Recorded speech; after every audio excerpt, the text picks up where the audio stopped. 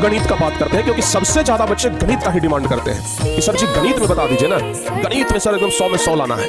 तो बाबू अगर गणित में आपको 100 में 100 लाना है तो आपको हम बताते हैं कि कौन कौन सा चैप्टर अगर पूरा मजबूत करके जाएंगे तो 100 में 100 एकदम कंफर्म हो जाएगा। सबसे पहला चीज तो चैप्टर नंबर 8 जो हमारा है त्रिकोणमिति। त्रिकोणमिति अगर हम इस चैप्टर को कंप्लीट करके जाते हैं, अगर हम इस चैप्टर को, सॉरी यहाँ पर हर्षिकार होगा, अगर हम इस चैप्टर को कंप्लीट करके जाते हैं तो पता है अकेले ये चैप्टर आप लोगों को 40 नंबर तक दिला सकता है सब्जेक्टिव ऑब्जेक्टिव मिला करके, ठीक है ना। कितना? 35 से 40 नंबर, 35 से 40 नंबर आपको अकेले ये चैप्टर दिला सकता है, त्रिकोणमिति का परिचय, ठीक है ना। तो भाई त्रिकोणमिति का परिचय बहुत इंपॉर्टेंट है। उसके बाद चैप्टर है बाबू द्विघात समीकरण। उसके बाद चैप्टर है द्विघात समीकरण। इस चैप्टर को भी पूरा एकदम अच्छे तरीके से कंप्लीट करके जाइएगा, एकदम बेहतर तरीके से कंप्लीट करके जाइएगा। ये चौथा नंबर हमारा चैप्टर है द्विघात समीकरण। और अगर इस चैप्टर को कंप्लीट करते हैं ना, 21 से 22 नंबर का सवाल जो है आप बना करके आएंगे, ठीक है। 21 से 22 का सवाल आप लोग बना करके आएंगे। उसके बाद निर्देशांक ज्यामिति, निर्देशांक ज्यामिति।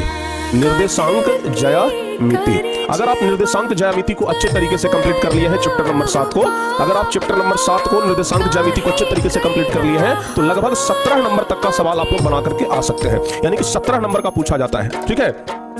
उसके बाद 5वां नंबर चैप्टर है अर्थमेटिक प्रोग्रेशन एपी। यहां से लगभग बाबू 13 से 15 नंबर का सवाल पूछा जाएगा, 13 से 15 नंबर का सवाल यहां से पूछा जाएगा। और सबसे लास्ट में दूसरा और चौथा चैप्टर पढ़ लीजिए, दूसरा और चौथा। दूसरा नंबर चैप्टर कौन सा है? बहुपद और सांख्यिकी, ठीक है ना। बहुपद और